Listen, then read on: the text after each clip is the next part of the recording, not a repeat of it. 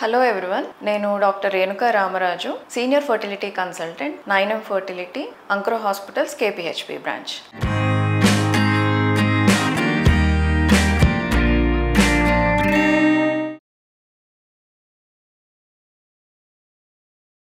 Endometriosis ప్రాబ్లంతో suffer అవుతున్న వాళ్ళు ఇంకొకటి కామన్గా అడిగేది, ఇది న్యాచురల్గా మనం ఏమైనా కంట్రోల్ చేసుకోవచ్చా, ఫుడ్ ద్వారా కానీ ఇంకేదన్నా ద్వారా కానీ దీన్ని కంట్రోల్ చేసుకోవచ్చా, ఆర్ ట్రీట్మెంట్ రిక్వైర్మెంట్ని తగ్గించుకోవచ్చు పాసిబుల్ అని అడుగుతూ ఉంటారు. ఎస్, అది కొంతవరకు ట్రీట్మెంట్తో పాటు ఇవి ఫాలో అయితే కొంతవరకు అది పాసిబుల్ అని చెప్పుకోవచ్చు. ఇందులో మెయిన్ ఫస్ట్ థింగ్ వెయిట్ అనేది చాలా ఇంపార్టెంట్. ఎందుకు అనంటే ఎండోమెట్రియోసిస్ అనే ప్రాబ్లంలో ఈస్ట్రోజన్ అనే హార్మోన్ ఎక్కువ ఉంటుంది. ఆ ఈస్ట్రోజన్ అనే హార్మోన్ ఎప్పుడైతే ఎక్కువ అవుతుందో ఈ ఎండోమెట్రియోటిక్ లీజన్స్ కూడా ఎక్కువ పెరుగుతూ ఉంటాయి, తొందరగా పెరుగుతూ ఉంటాయి. సో ఈ ఈస్ట్రోజన్ అనే హార్మోన్ ని ఉండాల్సిన లెవెల్లో మెయింటైన్ చెయ్యాలి అని అంటే నార్మల్ గా వెయిట్ మెయింటైన్ చేయడం అనేది చాలా ఇంపార్టెంట్. సో నార్మల్ గా వెయిట్ మెయింటైన్ చేస్తే ఎండోమెట్రియోసిస్ ప్రోగ్రెస్ అనేది కొంచెం స్లో డౌన్ చేయొచ్చు. సో దాంతో పాటు డైట్ అంటే మనము హెల్దీ డైట్ ఫాలో అయితే, అంటే ఇట్లా షుగర్ తగ్గించుకోవటము లేకపోతే ప్రాసెస్డ్ ఫుడ్ తగ్గించుకోవడం వల్ల బాడీలో ఇన్ఫ్లమేషన్ అనేది తగ్గి దానివల్ల కూడా